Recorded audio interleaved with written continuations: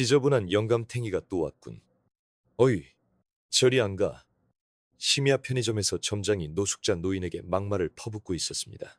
하지만 한 아르바이트생만이 폐기 도시락을 몰래 건넵니다. 괜찮으시다면 이거 드세요.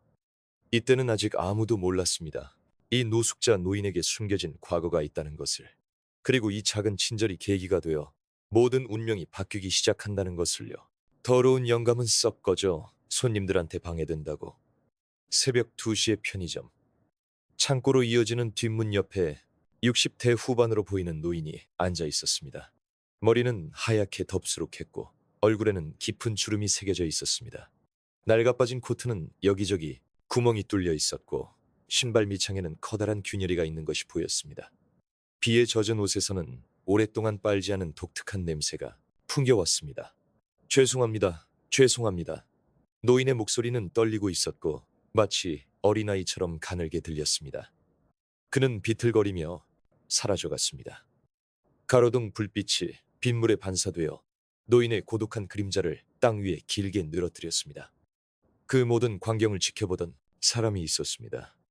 야간 아르바이트를 하는 22살의 대학생 다구치 타쿠야였습니다. 그의 심장은 무겁게 가라앉았고 가슴 깊은 곳이 조여오는 듯한 아픔을 느꼈습니다. 타쿠야의 뇌리에는 고향에서 홀로 지내시는 할아버지의 모습이 떠올랐습니다. 그 다정한 미소, 따뜻했던 손길, 그리고 때때로 보이시던 쓸쓸한 표정. 빗소리가 더욱 거세지는 가운데 타쿠야는 점장의 표정을 훔쳐보았습니다. 50대의 점장은 여전히 불쾌한 얼굴로 노인이 떠난 뒤에도 혀를 차고 있었습니다. 타쿠야의 가슴이 답답해졌습니다. 저 노인을 그냥 내버려둬도 괜찮을까? 저대로 빗속에 계속 있으면. 불길한 예감이 든 타쿠야는 쓰레기를 버리고 오겠다며 점장에게 말을 남기고 창고를 통해 밖으로 나갔습니다. 어르신, 잠시만요. 뒷문을 열자 조금 떨어진 곳에 노인의 뒷모습이 보였습니다. 타쿠야는 마음을 굳게 먹고 말을 걸었습니다. 손에는 폐기 예정인 닭고기 소보로 도시락이 들려 있었습니다. 유통기한은 2시간 전에 지났지만 냉장고에 제대로 보관돼 있어 아직 충분히 먹을 수 있는 상태였습니다. 포장된 투명 필름 너머로 보이는 다채로운 반찬들이 형광등 불빛을 받아 먹음직스럽게 빛나고 있었습니다. 저기, 괜찮으시다면 이거 드시겠어요? 타쿠야의 목소리는 다정했고 빗소리에도 지지 않을 만큼 따뜻함이 묻어났습니다. 노인의 손은 추위에 곱아 있었고 도시락을 받을 때 타쿠야의 손끝에 닿았습니다. 그 차가움에 타쿠야는 가슴이 아리웠습니다. 정말 괜찮겠습니까? 네, 폐기할 도시락이라 돈은 필요 없습니다. 그렇군요. 정말 고맙습니다. 노인의 눈에 굵은 눈물방울이 맺혔습니다. 그 눈물은 빗방울과 뒤섞여 뺨을 타고 흘러내렸고 오랫동안 잊고 지냈던 사람의 온기를 떠올리게 했습니다. 정말 마음씨 고운 청년이군요. 노인의 말에는 오랫동안 잊고 지냈던 인간에 대한 신뢰가 담겨 있었습니다. 그 목소리를 듣자 타쿠야의 마음이 오랜만에 따뜻해졌습니다. 최근 타쿠야는 무엇 하나 제대로 되는 일이 없었습니다. 취업 준비는 40곳이 넘는 회사에서 불합격 통보를 받아 연패 중이었습니다. 동거하는 여자친구 미수와의 미래도 보이지 않았습니다. 하지만 지금 맛있게 도시락을 먹는 노인을 보며 누군가에게 도움이 되었다는 실감이 가슴 깊은 곳에서부터 솟아오르고 있었습니다. 여전히 비는 계속 내리고 있었지만 창고 뒤편의 이 작은 공간만큼은 마치 다른 세상처럼 따뜻하게 느껴졌습니다. 바로 그때였습니다. 타구치, 너 거기서 뭐 하는 거야? 점장의 고함 소리가 울려 퍼졌습니다. 타쿠야의 심장이 쿵 내려앉았고 온몸의 피가 순식간에 차가워졌습니다. 폐기 예정이라고는 해도 상품을 마음대로 남에게 주지 마. 점장의 얼굴은 분노로 새빨갛게 물들어 있었고 그 눈은 얼음처럼 차갑게 빛나고 있었습니다. 타쿠야는 심장 박동이 빨라지는 것을 느꼈습니다. 하지만 어차피 버릴 것이었고 타쿠야의 목소리는 떨리고 있었습니다. 나름대로 정당한 이유가 있다고 생각했지만 점장의 서슬퍼런 기세에 압도당하고 말았습니다. 변명하지 마. 저런 지저분한 노숙자한테 친절을 베풀면 친구들까지 데리고 매일 밤 찾아올 거다. 그럼 장사 망하는 거야. 점장의 말 한마디 한마디가 타쿠야의 마음에 날카로운 칼날처럼 밝혔습니다. 분명 아르바이트 규칙을 어긴 것은 사실입니다.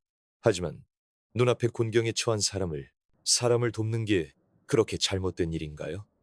타야의 머릿속은 온갖 생각으로 복잡하게 얽혀 있었습니다. 노인은 죄라도 지은 듯 몸을 잔뜩 움츠리고는 도망치듯 자리를 떠났습니다. 자신의 존재를 지우려는 듯 그 발소리는 거의 들리지 않았습니다. 다음번에 또 그러면 바로 해고야. 명심해. 점장의 최후 통첩이 타야의 마음을 무겁게 짓눌렀습니다. 이 편의점 아르바이트는 시급이 높은 건 아니었지만 타야에게는 유일한 수입원이었습니다. 이 일을 잃으면 다음 달 월세 70만 원도 낼 수 없게 됩니다. 함께 사는 미수에게도 다시 걱정을 안겨주게 되겠죠. 그녀는 이미 연이은 취업 실패로 풀이 죽은 타야를 매일같이 격려해주고 있었는데 점장이 사무실로 돌아간 후에도 타야의 손은 계속 떨리고 있었습니다. 계산대의 무기질적인 플라스틱이 그 떨림을 증폭시키는 것 같았습니다. 밖은 비가 더욱 거세져 유리창을 두드리는 소리가 매장 안의 정적을 깨고 있었습니다. 그날 밤 타야는 원룸으로 돌아와서도 잠들지 못했습니다. 작은 원룸에서 미수가 곤히 잠든 옆자리에서 그는 하염없이 천장만 바라보고 있었습니다. 시계 초침이 흐르는 소리만이 정적을 가르고 있었습니다. 노인의 감사하다는 말과 점장의 노성이 머릿속에서 계속 맴돌았습니다. 그렇게 일주일이 지났습니다. 타야는 여전히 취업 면접에서 연달아 고배를 마시며 심신이 지쳐 있었습니다. 바로 어제도 한 대기업의 최종 면접에서 떨어지고 돌아오는 길에 자신도 모르게 눈물이 터져 나올 뻔했습니다. 야간 근무를 시작할 시간, 타야는 또다시 그 노인이 편의점 밖에 앉아 있는 것을 보았습니다. 오늘 밤은 지난주보다 훨씬 더 추웠고 노인의 입에서는 하얀 입김이 새어나왔습니다. 그 모습은 일주일 전보다 훨씬 더 야위어 보였고 코트의 때는 더 짙어진 듯 했습니다. 마침 점장은 오늘 쉬는 날이었습니다.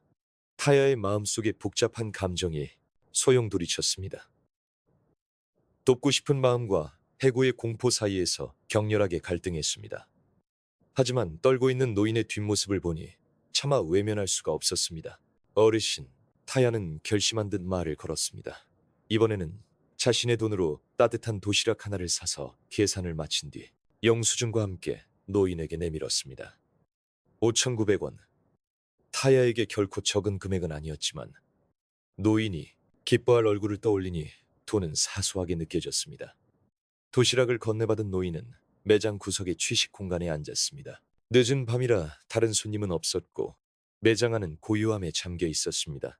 타야는 계산대에 선 채 노인이 따뜻한 도시락을 소중히 먹는 모습을 지켜보았습니다.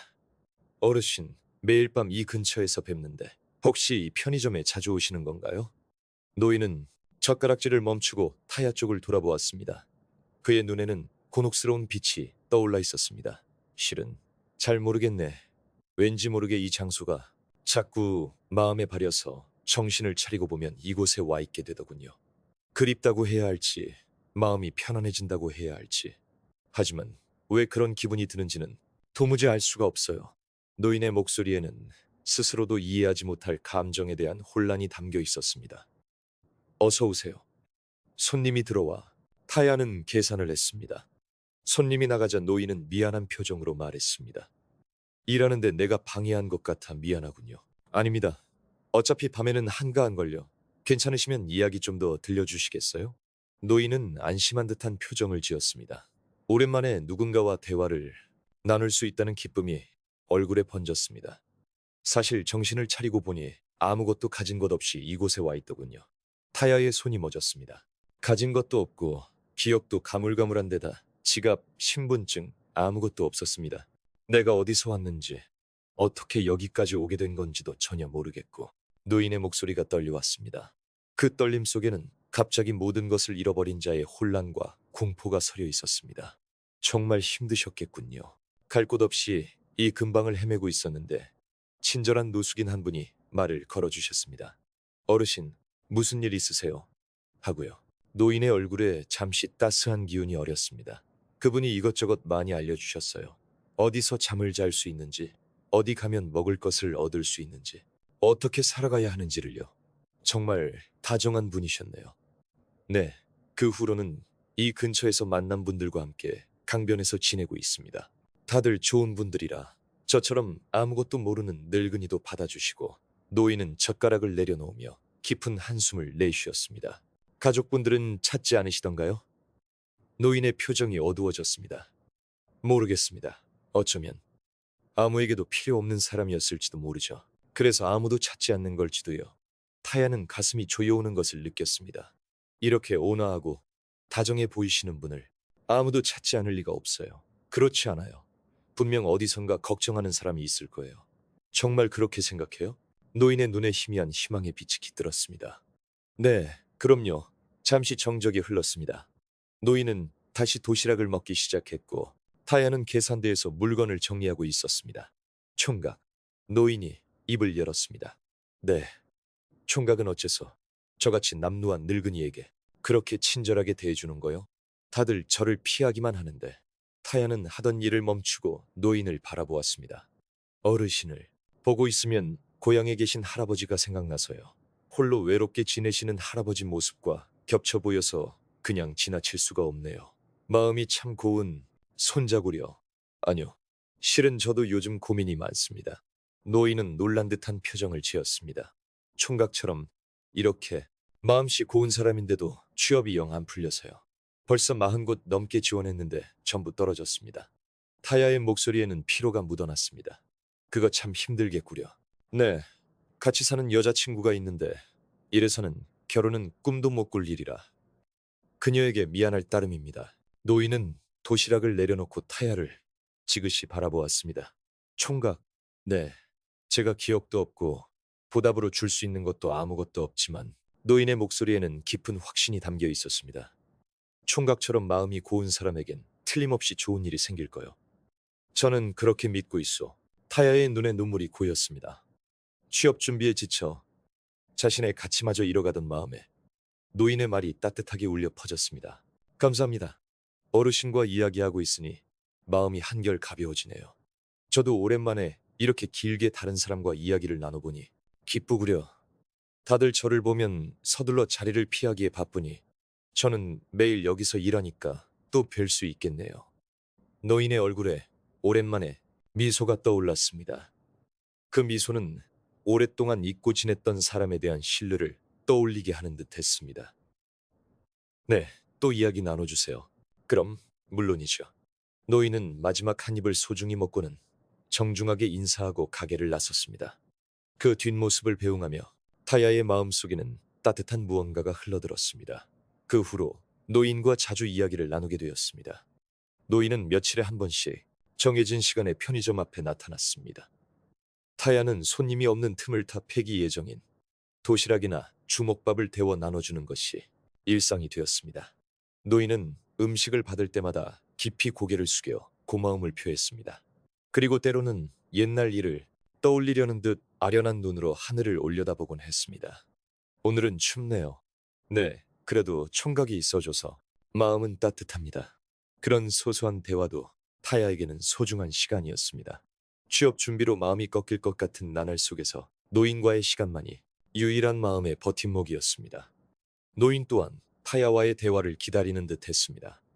누군가에게 필요하다는 느낌, 누군가에게 도움이 되고 있다는 충족감이 타야의 지친 마음을 달래주었습니다. 하지만 그런 관계도 오래가지는 못했습니다. 타구치, 또 그 짓이냐? 몇 번을 말해야 알아듣겠어.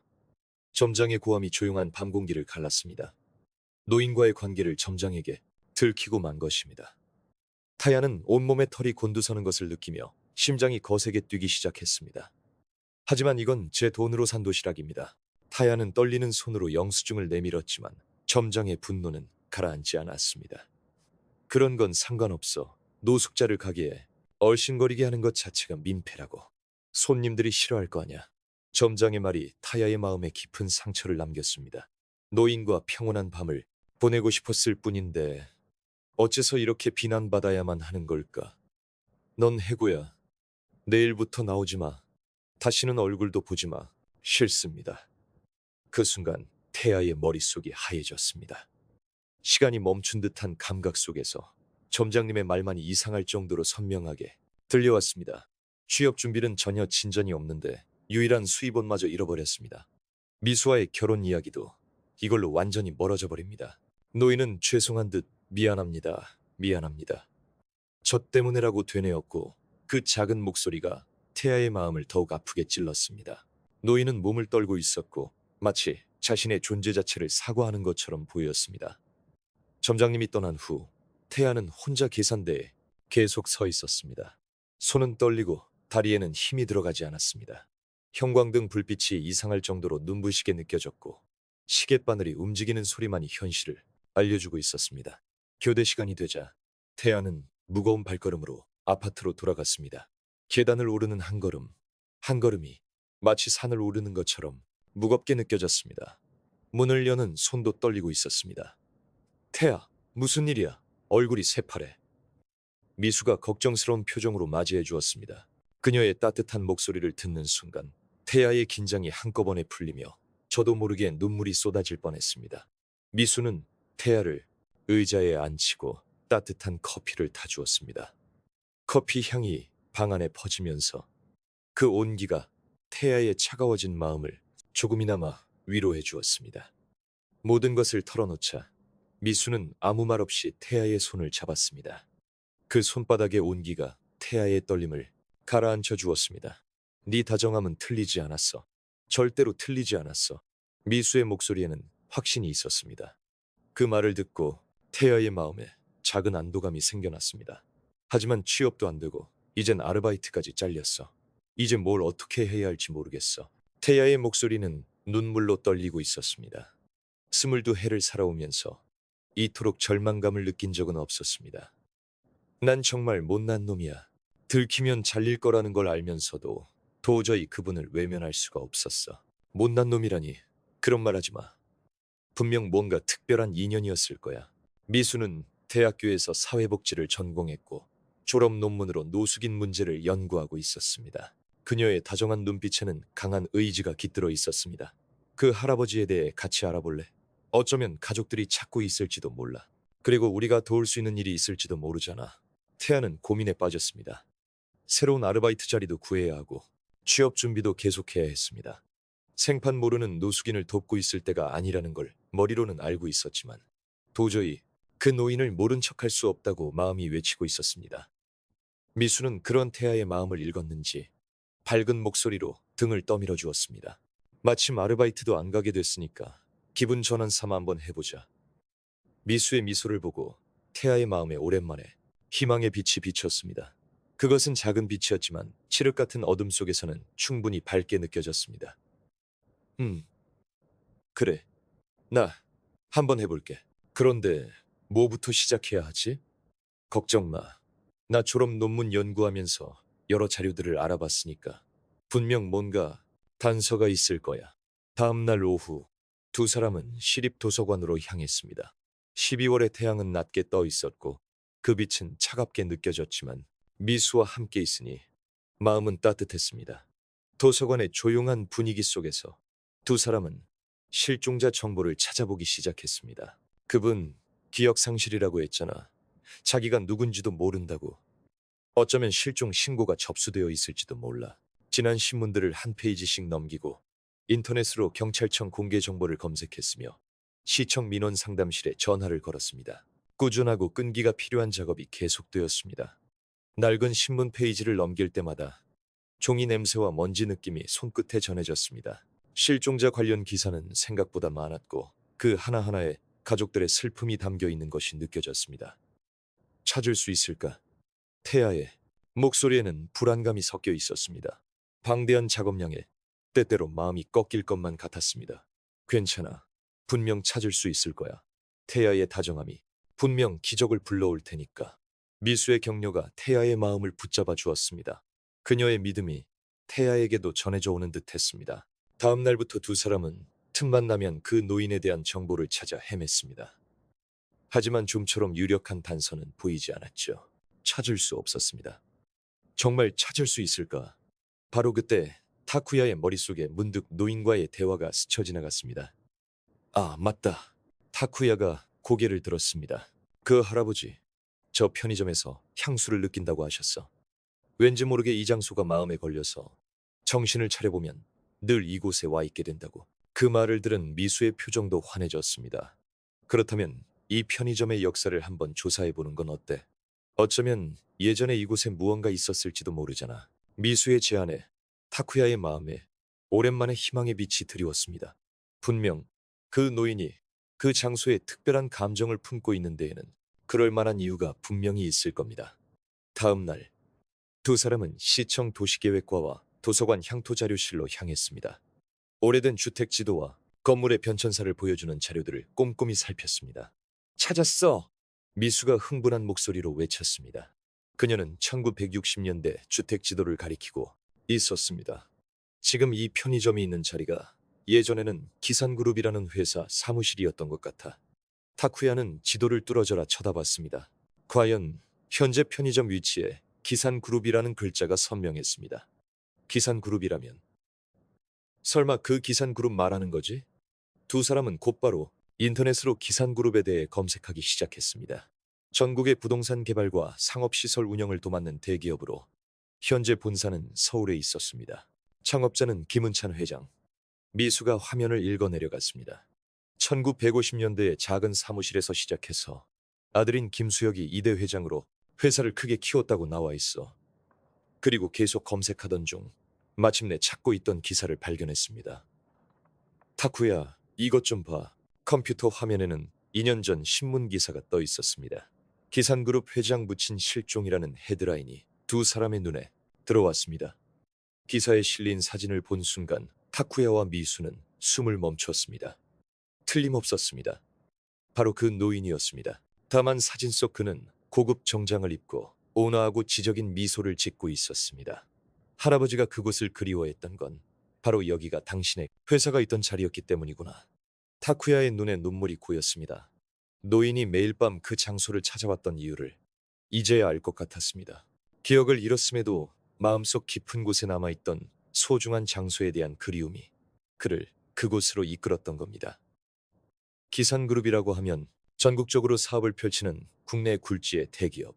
부동산 개발부터 상업시설 운영까지 손대고 있어 타쿠야도 취업 준비 시절에 지원해볼까 고민했던 곳이었습니다. 그 회장님의 아버지가 바로 그 노숙인 할아버지였다니 믿을 수 없어. 하지만 틀림없지. 미수의 목소리에는 놀라움과 확신이 뒤섞여 있었습니다. 이분이야. 절대로 이분이 맞아.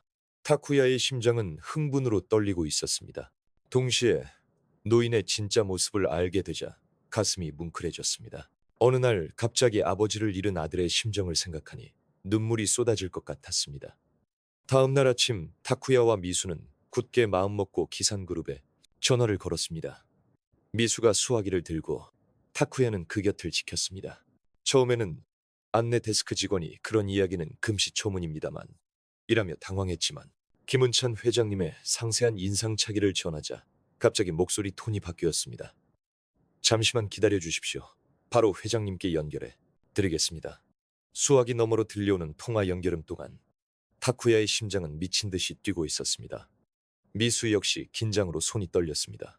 제가 김수혁입니다. 낮고 차분한 남성의 목소리가 들려왔습니다.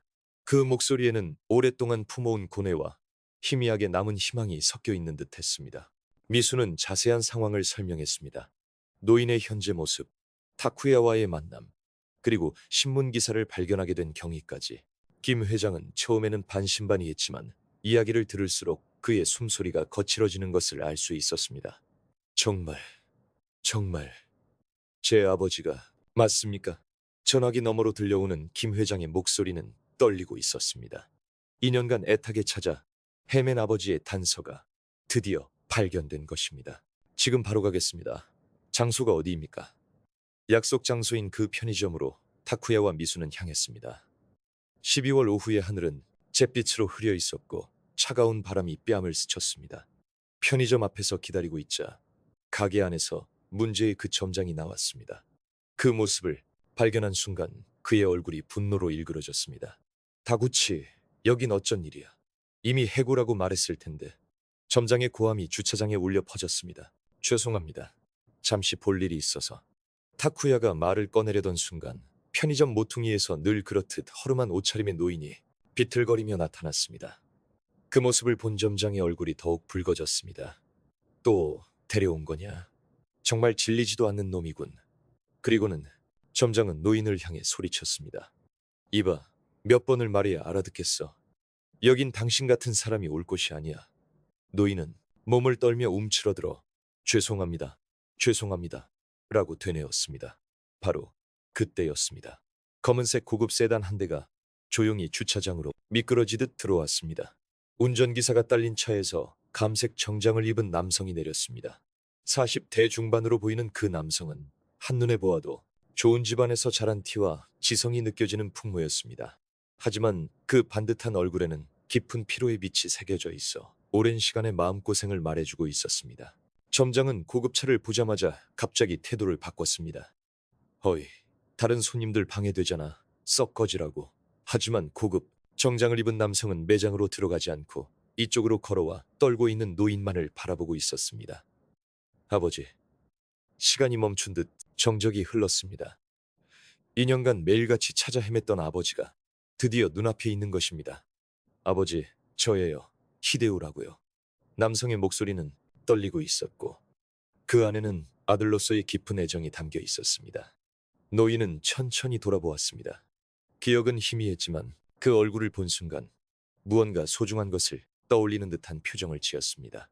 깊게 펜주름 너머로 아득한 기억이 되살아나려는 듯 했습니다. 히데오냐.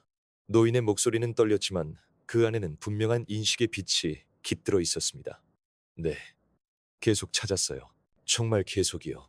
경찰에도 탐정에게도 의뢰해서 매일같이 찾아다녔어요. 남성의 목소리는 눈물에 잠겨 있었습니다. 두 사람 사이에 흐르는 긴 침묵 속에서 2년간의 공백이 조금씩 메워지는 듯 했습니다. 그리고 두 사람은 조용히 서로를 껴안았습니다.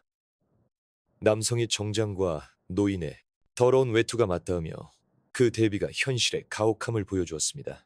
하지만 그 포옹에는 핏줄의 따스함이 있었습니다. 타쿠야와 미유는 눈물을 흘리고 있었습니다. 두 사람이 지켜보는 가운데 기적 같은 재회가 이루어진 것입니다. 타쿠야의 가슴에는 말로는 표현할 수 없는 감동이 차올랐습니다. 자신의 작은 친절이 이렇게나 큰 기적을 불러온 것입니다. 남성은 천천히 돌아보았습니다. 저는 키리야마 상사의 대표 키리야마 히데오라고 합니다. 전화를 주신 분들이 당신들이시군요. 정말 감사합니다. 뭐라 감사의 말씀을 드려야 할지 모르겠습니다. 키리야마 대표의 말에 옆에서 지켜보던 점장의 눈이 경악으로 크게 뜨였습니다. 키리야마 상사라는 이름을 모르는 한국인은 없을 정도의 초일류 기업입니다. TV 광고로도 익숙한 누구나 아는 대기업의 대표가 저 노숙자와 부자 관계였다니. 제 아버지께 음식을 나눠주셨다고 들었습니다. 대표의 목소리는 부드러웠지만 그 안에는 깊은 감사와 동시에 무언가 다른 감정도 숨겨져 있는 것이 느껴졌습니다. 점장이 황급히 입을 열었습니다. 손님, 그때 노인이 천천히 앞으로 나섰습니다. 잠깐만, 도시락을 나눠준 건 이쪽 청년일세. 노인의 목소리에는 평소의 나약함과는 다른 확고한 의지가 담겨 있었습니다.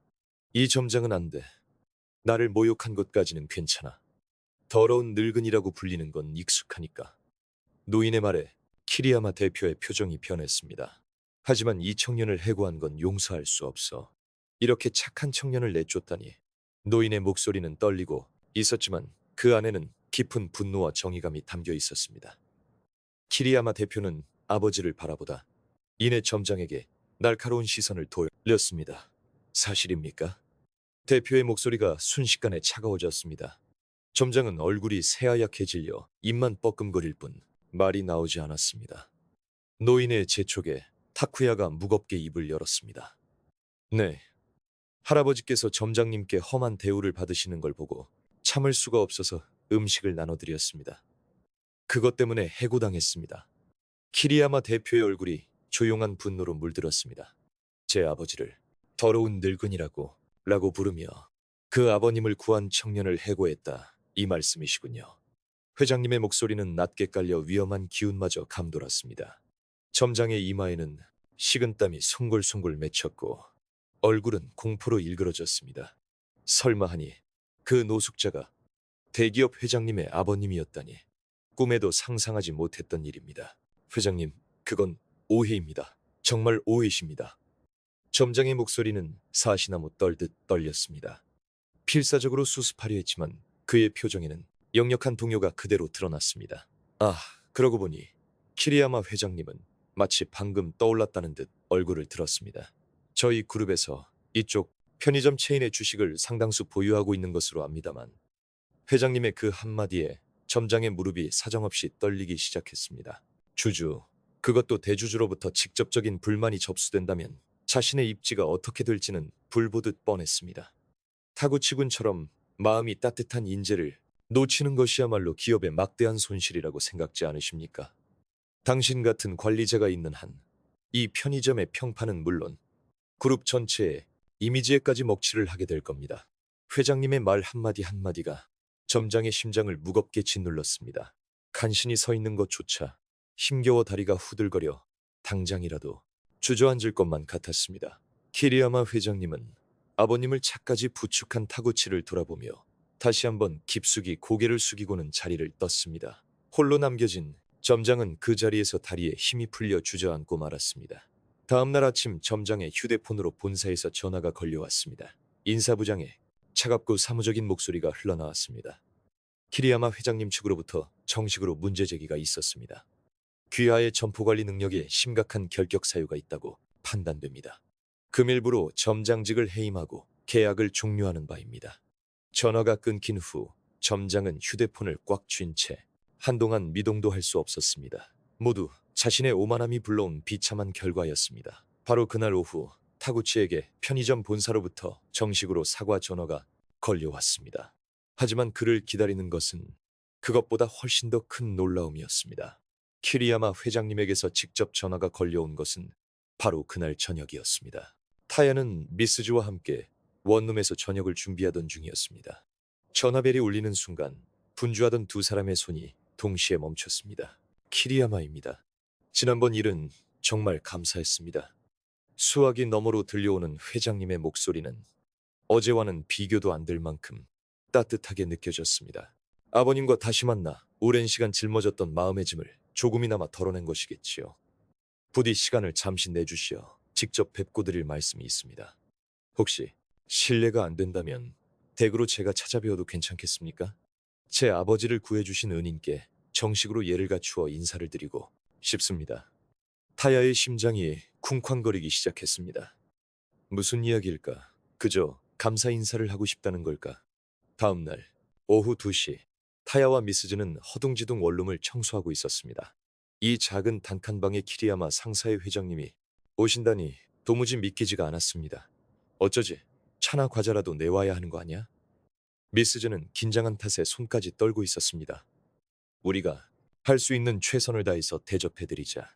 타야 역시 긴장되기는 마찬가지였지만 그 어르신을 도운 일에 대해서는 한치의 후회도 없었습니다. 오후 2시 정각 초인종이 울렸습니다. 타야가 조심스럽게 문을 열자 어제와 같은 정장 차림의 키리야마 회장님이 서 있었습니다. 다만 오늘 그의 표정은 어제와는 비교할 수 없을 만큼 온화했습니다. 타구치군, 그리고 미스즈 양, 바쁘실 텐데 이렇게 시간을 내주어 정말 고맙습니다. 회장님은 정중하게 허리를 숙여 인사한 뒤 작은 원룸 안으로 들어섰습니다.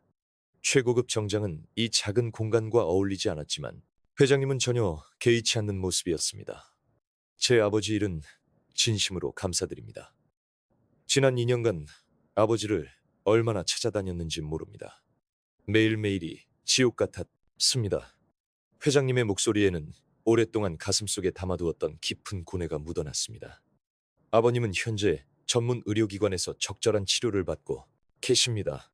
기억이 온전히 돌아오신 건 아니지만 대화를 나누다 보면 매번 타구치군 이야기를 꺼내신답니다. 그 말을 듣는 순간 타야의 가슴이 뭉클해졌습니다. 어르신이 자신을 기억해주고 있다는 사실, 그것만으로도 이미 넘치는 보상을 받은 기분이었습니다. 타구치군 키리야마 회장님이 자세를 바로 하고 진중한 목소리로 말을 꺼냈습니다. 사실 아버님께 여러 가지 말씀을 들었습니다. 내년 봄부터 일할 곳을 찾고 있다고 들었습니다. 혹 제가 주제넘은 제안을 드리는 것일지도 모르겠습니다만 부디 저희 회사에서 일해주시지 않겠습니까? 태아는 자신의 귀를 의심했습니다. 설마 그런 제안을 받게 될 줄은 꿈에도 몰랐기 때문입니다. 제 아버지를 구해주신 은인이십니다. 학력이나 경력은 중요하지 않습니다. 당신처럼 따뜻한 마음을 가진 인재야말로 저희 회사가 찾던 사람입니다. 사장님의 말씀에는 확신이 있었습니다. 기업의 가장 중요한 것은 기술이나 지식보다 사람으로서의 마음가짐이라는 것을 그는 오랜 경영 경험을 통해 배우셨던 겁니다. 태아의 머릿속에는 여러 가지 생각이 스쳐 지나갔습니다. 취업 준비를 하며 40곳이 넘는 회사에서 불합격 통보를 받고 자신의 가치를 잃어버릴 뻔했습니다. 그런 자신이 설마 이런 식으로 합격 통지를 받게 될 줄이야. 정규직으로 말입니다. 연봉은 4천만 원부터 시작합니다. 영업부에 배치될 예정이지만 장래성을 생각하면 결코 나쁜 조건은 아닐 겁니다. 4천만 원. 태아에게는 꿈만 같은 금액이었습니다. 또래의 평균 초봉을 훨씬 웃도는 조건이었죠. 감사합니다. 기꺼이 받아들이겠습니다. 태아의 목소리는 흥분으로 떨리고 있었습니다. 미수도 정말 대단하다 라며 뛸 듯이 기뻐했습니다. 커튼 사이로 스며드는 오후의 햇살이 이 순간을 성스럽게 비추는 듯 했습니다. 태아의 눈에는 눈물이 고였습니다. 지금까지의 고생이 모두 보상받는 기분이었습니다. 그 후 김은찬 할아버지는 아들의 극진한 보살핌 아래 전문 의료기관에서 치료를 받았습니다. 치매에 진행을 막을 수는 없었지만 적절한 보살핌 덕분에 평온한 나날을 보낼 수 있게 되었습니다. 가끔 기억이 돌아오는 순간이 있었고 그럴 때면 반드시 아들을 향해 마음씨 고운 청년을 만나서 다행이야 라고 말씀하셨다고 합니다. 태아는 경산 상사에서 영업직으로 일하기 시작했습니다. 특유의 성실함과 타인을 향한 배려심을 인정받아 입사한 지불과 6달 만에 우수 사원으로 표창을 받았습니다. 고객들의 신뢰도 두터워 장래가 유망한 인재로 자리매김했습니다. 그리고 입사 후 1년이 지난 어느 봄날이었습니다. 태아는 미수에게 프로포즈를 했습니다. 미수야, 나랑 결혼해줘. 태아의 목소리는 떨렸지만 그 안에는 확고한 결심이 담겨 있었습니다. 이제는 너를 행복하게 해줄 수 있어. 너와 함께 새로운 인생을 걸어가고 싶어. 미수의 눈에서 굵은 눈물방울이 떨어졌습니다. 오랫동안 기다려온 말이었습니다. 그럴게. 미수는 울면서 고개를 끄덕였습니다. 그때 태아의 따뜻한 마음을 믿길 정말 잘했다고. 사람의 아름다운 마음이 이렇게나 멋진 기적을 불러온 것입니다. 미수와의 결혼식은 벚꽃이 만개하는 4월에 열렸습니다. 경산 상사 사장님도 주빈으로 참석하여 따뜻한 축사를 건네주었습니다. 은찬 할아버지도 휠체어를 타고 참석하여 태아와 미수를 바라보며 조용히 미소 짓고 있었습니다. 그 미소는 모든 것을 이해하는 듯 평온했습니다. 신혼집은 회사 지원 덕분에 두 사람이 꿈에 그리던 새 아파트를 마련할 수 있었습니다. 거실 창밖으로는 공원이 보였고 그곳에서 노는 아이들의 웃음소리가 매일 들려왔습니다. 태아는 가끔 그날 밤을 떠올립니다. 비 내리던 깊은 밤 편의점에서 떨고 있던 노인에게 도시락을 건넸던 바로 그 순간. 그때는 설마 이런 미래가 기다리고 있을 줄은 상상조차 하지 못했습니다. 인생이란 참 신기합니다. 작은 친절과 순수한 마음이 마침내 큰 기적을 불러옵니다. 그것은 결코 우연이 아니라 사람으로서 올바른 길을 걷는 이에게 주어지는 최고의 보상일지도 모릅니다. 태아와 미수의 새로운 인생은 이제 막 시작되었습니다. 하지만 두 사람에게는 확신이 있었습니다. 어떤 어려움이 닥쳐도 타인을 향한 배려심을 잃지 않는다면 반드시 길은 열릴 것이라고. 그리고 오늘 밤에도 어딘가에서 어려움을 겪는 사람이 있을지 모릅니다. 그럴 때 태아처럼 따뜻한 마음을 가진 누군가가 조용히 손을 내밀어 주기를 바라봅니다. 작은 친절이 큰 사랑을 키우고 마침내 기적을 낳습니다. 그것이 바로 이 이야기가 우리에게 알려주는 삶의 진실입니다. 끝까지 시청해 주셔서 감사합니다. 이 이야기가 여러분의 마음에 조금이나마 무언가를 전달할 수 있었다면 저희에게는 더할 나위 없는 기쁨입니다. 괜찮으시다면 댓글로 여러분의 감상을 남겨주세요. 앞으로도 마음에 남는 이야기를 전해드릴 테니 부디 채널 구독도 부탁드립니다. 그럼 다음 영상에서 다시 뵙겠습니다. 하시죠.